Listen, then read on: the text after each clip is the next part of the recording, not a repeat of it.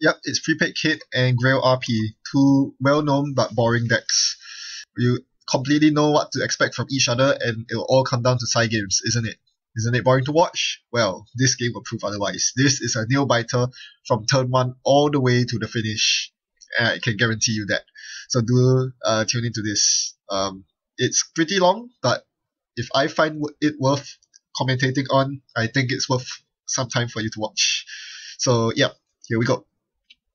I'm experimenting with a prepaid kit deck involving Imp.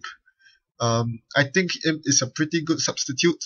I mean, a complement to the rest of my influence suite, which is mostly spent on economy, such as Lucky Find.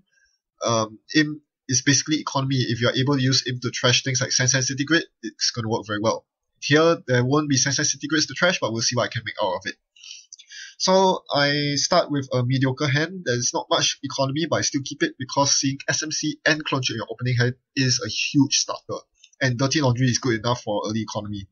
He leaves me an open server in the form of HQ anyway, so I'm cool with starting with this opening hand. And this is probably the best opening play I can make. Check HQ, check R&D, and install SMC with my last click. Now, he shows me a Quandary on R&D, and I really want to get into it because I have Maker's Eye. I want to make sure that I get as many accesses I can get before the servers become too taxing. So here what I do is to immediately parasite down the Quandary at the end of his turn so that I can get in freely into R&D next turn for a big Maker's Eye dig. Okay, so there are lots of ways to go about doing this dig. But one thing you must note is that I only have 5 credits to play with. So playing Maker's Eye will bring me down to 3 credits, which is not enough to steal NAPDs, and you know they're running NAPDs, so you must click for the 4th credit before running. So here I access 3 cards, 2 Grail Eyes, this is where I know that he's playing Grail, and a Sundew which I let him keep. Why do I let him keep that? Because I'm almost positive that he dumped an agenda with Jackson. I'm going to run Archives to force his Jackson out. Here he reshuffles with Jackson, which means that not only will he not get to see his 2 Grail Eyes, he will also not get to see his Sundew. So I made the right call there to not to trash the Sundew. I run once more and I see the Quandary top deck from R&D, which he immediately installs over R&D. So I can expect another Quandary there, which means that I need to prepare my clone chip. Oh, he has another piece of ice. Okay, so maybe that's not the Quandary, but in any case, I'll get the clone chip ready so I can parasite the next Quandary down. Using Parasite on Quandary is almost always the correct answer with Kate, because if you bring out Cyber Cypher, it costs the same number of credits, but it locks your Cyber Cypher into that server, which leaves you vulnerable to code gates on other servers. Alright, here I perform a legwork, and that's the reason why I did Ice Up HQ. There's really nothing in there to steal. All 3 cards in his hand were not agendas. There was a Caprice Nisei, which a Caprice Nisei, which I killed. You have to do that. And now I'm pretty poor, but I'm still going to run his HQ because he drew out with Jackson. I only see a Celebrity Gift. I make the call to run again. Hopefully I see an agenda here. No, I don't. It's a Ball of Bonds. So I think that's it. He's going to Celeb Gift the next turn and install Ice over HQ, permanently shutting me out. So here I just install my clone chip and I get ready for a big turn to recollect my resources. I need to drop cards and get money, which is a huge pity because by this point I would have loved to see an agenda. Not seeing an agenda by this point really kills me because the early game is where you must take advantage. That is when RPs are its weakest. Once their servers are set up, your chances diminish significantly, even though you're not playing criminal, even though this is Kate that can go late game. It's not that ideal, having to play side games against Caprice Nisei. Okay, so he still doesn't ice out HQ, so he's running really good here. I've seen so many cards off his R&D HQ, no agendas at all. They've all been shuffled back with Jackson Howards.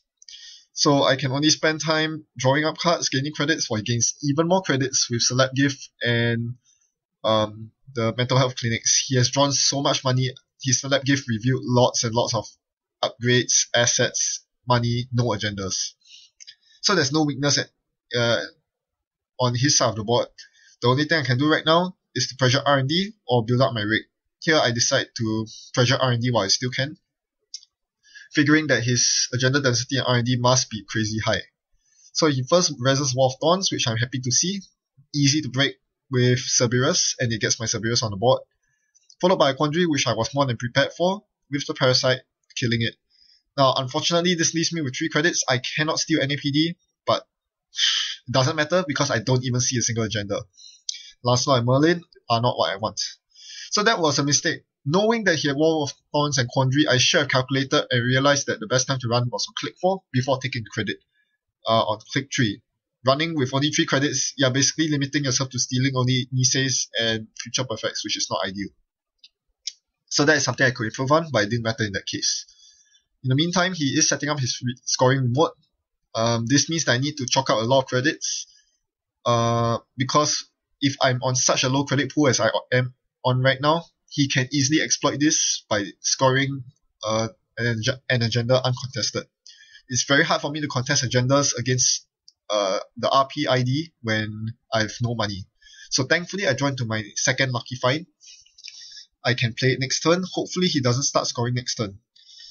If he does, I'll have to try to contest it with Steam Hack. And even then, it's not easy because I've used up all my tutors. Both clone chips went to Parasites on the Quandaries, which is a huge pain. Because now I cannot tutor my Code Gatebreaker to deal with Merlin. I can deal with one single Lancelot because of Sharpshooter, but that's about it. So my only solution for Merlin is the Artment in my hand. And that's not ideal, having to pay 7 credits for it. So it doesn't seem he's scoring an agenda right now, so I'm going to play the Lucky Find and I'll install my Lancelot one-time breaker before running on Archives. This is a gamble here. I want to force his Jackson Howard out of the picture. Hopefully he doesn't have a Merlin to rest against me. Thankfully he doesn't. So that's settled. I really want to get rid of the Jackson Howard because this opens up an indexing play and it also prevents him from super drawing into Grail Eyes or chucking more agendas in Archives. You have to contest Jackson Howards.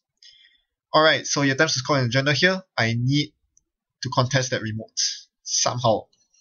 It looks like a Future Perfect, which is something you definitely don't want to give away to the court because once they score the first Future Perfect, they only need 2 pointers to win. Alright, so here I run R&D because it's the server which I can most reliably run into and pressure him at the same time. Force him to rest that Caprice Nisei because I know that there's a Caprice on the remote. So I break the Wall of Thorns, he does not rest the Caprice Nisei. So I'll get a single access. It's an Inazuma, and it's not a Caprice Nisei, it's a Chrysium Grid that is on R&D. Yeah, that hoses my plans quite a bit. He knows that I'm running Maker's Eye and Indexing, both of which are nullified by Chrysium Grid. So I'll need to find some time to trash it, and that's where Imp comes in. Once I draw my Imp, I can run R&D and trash that Chrysium Grid for free. I'm definitely looking to do that. But for now, we have more pressing issues. I need to get into the remotes, but how am I going to do that against Caprice Nisei? So, if I want to get to the remote, the correct play definitely would be to install the Cyber Cypher that I just drew with Quality Time. That's a very good start. So then I'll be insured against all 3 Lancelot, Merlin, and Galahad.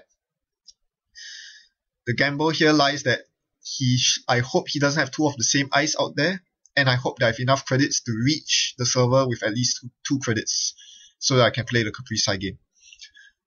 He reses a Galahad against me, and I know I'm good, especially after he shows only 1 Grail Eyes. So the Galahad, why am I so happy to see it? Because it can be broken for free with Cerberus. This allows me to save credits, to break Merlin, and to play the side game. With 4 credits, we are going to play the side game, and because everyone bids 1 on the side game, I'm going to bid 1 here too, and we'll see what happens. He's taking a very long time to think, and yes, that changed the entire course of the game. If I failed that side game, oh goodness knows what would have happened. I would probably have lost right off the bat because he would have a Nisei token. But I won, which means I'm now up 2-0. I've wasted a lot of his time. And yeah, suddenly I'm looking in good shape. I mean, it's not the end of the road yet, but that I definitely badly needed that. That side game win was huge. Alright, I have no credits left. Time to get some credits. I first play a Sure Gamble into a Diesel, and I find my Imp. Since I haven't used Kate's ability yet, I'm going to play that Imp. Get ready to destroy that Chrysium Grid. Okay, in the meantime, he installs what seems to be a new Caprice Nisei on the server. I really want to contest that Caprice Nisei, but it's very hard knowing that he's playing interns. He can simply interns it back. And anyway, yeah, I have limited Cerberus tokens. So I immediately make a run on R&D because I want to trash the Crisium Grid with Imp. At this point, it's pretty obvious that there's no point in contesting his economy. So I don't bother with even the Sundew. He got way too much early economy, and I'm not going to trash all those mental health clinics even with Imp. So forget about it. So I do run through, and I got stopped by the side game. He bid 2, I bid 0. That's fine. Next, I'm going to play Dirty Laundry to make use of my prepaid credits. More importantly, I need lots of money now. And I'm going to contest the Jackson Howard. That should be the second copy, or is it third copy of Jackson Howard? I forgot which, but in any case, I want to force all of them out. I think that's the third copy of Jackson Howard. And he allows me to trash it, so I'm just going to use my Imp. So that's Imp saving me 3 credits there. If I can get 2 Jackson trashes with Imp, it basically gives me 6 credits, which is almost on the same level as a Lucky Find. So that's why I view Imp as an economy card. It's really that good in this meta. And it can do so much more, like trashing Scorchers and Baltics. I think it's a very good call in prepaid kit. Alright, so what does he do? He ices up his remote, his scoring remote, which I find very interesting because I would think that he would shift his scoring remote away, since I have my Cyber Cypher pointing there. But I guess he knows that I'm playing Scavenge, so there's not much point in trying to tax my Code Gatebreakers. He continues drawing up cards and discarding, so this looks like a very prime time to start running his hand, but I don't have any legworks yet. So I draw into quite a few cards. There's the indexing which I really want to play, but I can't. And here I take a gamble. I decide to diesel because I really want to see the scavenge, and I did. So I know that I had 2 scavengers left in my deck, and my deck was thinning, so I took the gamble and it paid off. That was quite important because I needed to refresh my Cerberus to deal with the Galahad on the remote and the Wall of Thorns on R&D. Especially now that he probably has at least 2 Grail Eyes in his hand, that will require 2 Cerberus tokens each pass. So I need to be aware of that. Alright, so he does retrieve his Jackson with interns. That's very annoying, as I mentioned. But now, it's time to run his hand. He has drawn quite a few cards. He has not had time to pitch them with Jackson yet. So I'm going to exploit that. I'm going to run his hand, and hopefully I get to hit a Grail Ice so that I can imp it off, making my runs easier. My Sharpshooter goes in the bin, unfortunately, but at least I get to access a Nisei Mark II. Another huge pool. Very lucky there. I definitely needed that very badly. Denying Niseis is like denying Astro Scripts to NBN. Seeing 2 of them on my side of the board is huge. In the meantime, he does attempt to score an agenda, or what looks like an agenda. Doesn't seem like an agenda, he's not advancing it. I'm not sure how flooded his hand is at this point. A legwork would be perfect right now, but I don't have one. I could also install the Mimic from my hand. I have a lot of choices at this point. Thankfully, he kept all 3 mental health clinics up, which means that I really have a lot of choices. I have a lot of cards in my hand. I can afford to keep all of them in my hand, and this gives me a lot of options, but I don't really know what to do. I draw into the same old thing, and I decide that that's a pretty good thing to have to increase my options at the start of a turn. So that's what playing kit is all about. You either spend your time increasing the number of options you have, or breaking into servers and getting accesses. With my last click, I almost wanted to install Mimic to deal with Lancelot, but I decided instead to scavenge the Imp for Sharpshooter, which probably was a mistake. I'm not really sure what I was thinking here. I have 5 MU. I forgot that I have 5 MU. That was a pretty big mistake. I thought I was out of memory, hence I needed to destroy the Imp. But in fact, I could install the Mimic and still have the Imp on the board, which would have been the right call. I should have kept the Imp, because that would have been pretty important in trashing the Crisium Grid. Alright, so after drawing to the Dirty Laundry, I decided that I needed to expend it to get some money, and the best place to expend it on is HQ, and I find the NAPD there. So, that was great. So now I'm up to 6 points. I'm on match point officially, and the Dirty Laundry recuperated my credits, so that's all good. But I've lost my sharpshooter once again. I need to find the Mimic, which got sniped off by the Philotic Entanglement. Very annoying.